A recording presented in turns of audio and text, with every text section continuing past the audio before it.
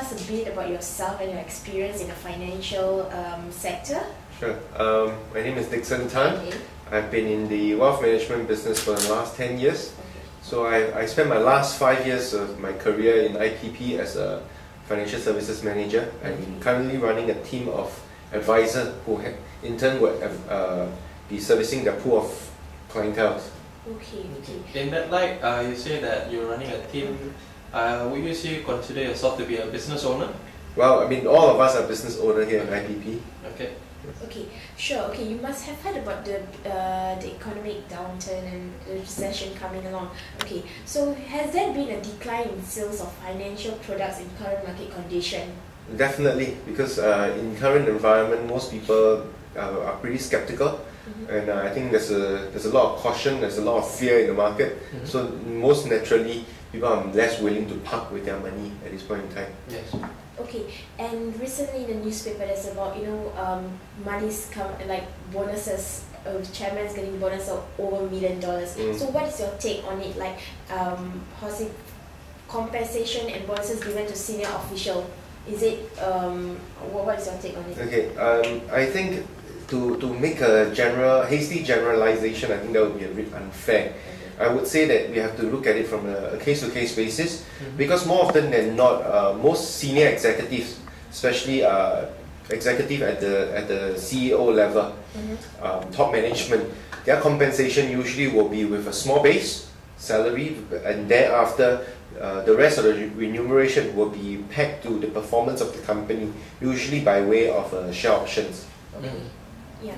Okay. Then why do you think these officials still receive bonuses despite of the downturn? Like I said, a lot of these executives are being compensated by way of share options. So what is being generalized as bonuses out there in the marketplace, a large part of this is actually the share options component.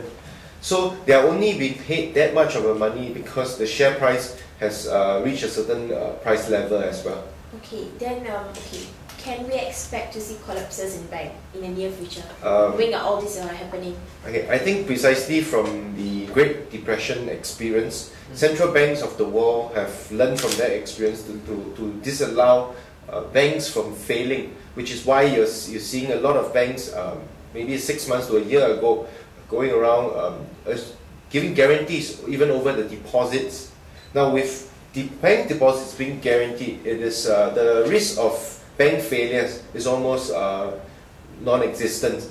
The other thing about bank failure is precisely that when the bank run into financial troubles, central banks of the world stand ready to nationalize this bank. What this means is that they just basically cut out the shareholders and take over the ownership as the government. Yeah. Okay.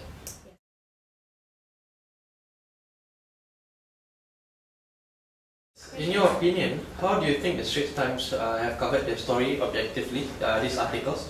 Let's take this for instance. Do you think it has covered it without bias, leaning towards one side or the other? Okay. There's always this saying amongst the financial advisory circle that the job of the journalist is not to give financial advice. The job of the journalist is to sell newspaper. So in that light, I mean, I personally have a view to that. It may not be as true as it seems. Not so much that it's not true, but it's more of being sensationalized. It's being packaged in such a way whereby going to sell the newspaper despite telling the whole truth. Exactly. Okay.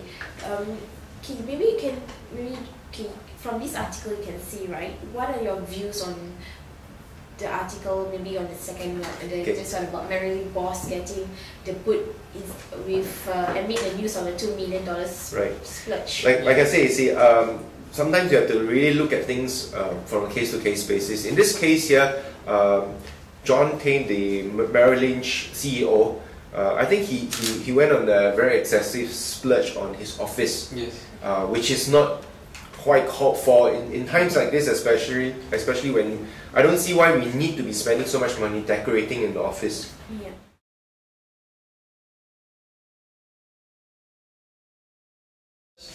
Okay, in this article, do you think they are giving up the bonuses out of fear, or out of goodwill, as you know, protesters of AIG have started marching towards the executives' mansions in Connecticut.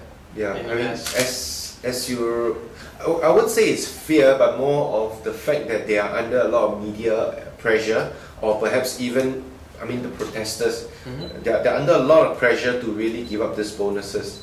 I think perhaps, having said that, it is not everybody who were paid those bonuses actually return the bonuses.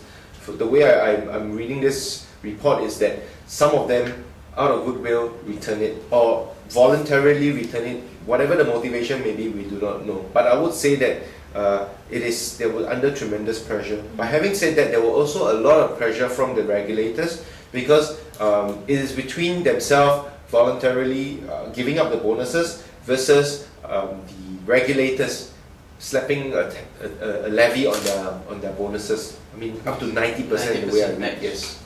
So that being the case, I think the individuals therein doesn't have much of a choice, because it's either they give up voluntarily, or they could be slapped a levy anyway. Right? In this article, you see RBS chiefs, they get big bucks despite big failures. What is your opinion on this particular scenario? You see, again, like I said, the journalists have a certain twist in their word, but they also put a disclaimer towards the end of the article to say that even some of these executives, although they're being paid 1/million or close to 1 million, that is a far cry from what the predecessors were being paid in previous years. So in that light, if you really look at it, they have already suffered a pay cut in that sense. Oh, okay.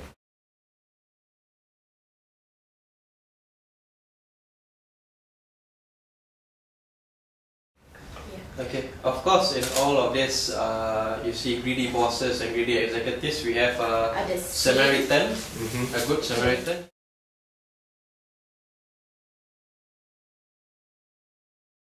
This is Mr. Leonard Avis, chairman of the City National Bank shares. He actually sold 60 million of his bank shares and distributed it as bonuses to his employees. What do you think of a person like this? I think to a certain extent, you could classify this as a charitable giving, but beyond that, he is giving to people who are pretty much close to him. I mean, bank employees, bank staff, who may have been with him for as long as he's been with the bank. So out of loyalty, out of whatever reason it may be, it's a relationship that drove him to give the money, perhaps. But having said that, I would say that yes, this is a saint for one who's willing to part with his wealth in times like this for the betterment of everybody else. You said earlier that you run a team. Would you part with your wealth for the betterment of your team? You see, under such a interview in such an environment, most naturally answer will be yes. Okay. Like I said again, it's a lot of media pressure. So having said that, I mean, ask me again when there's such a time comes. Okay.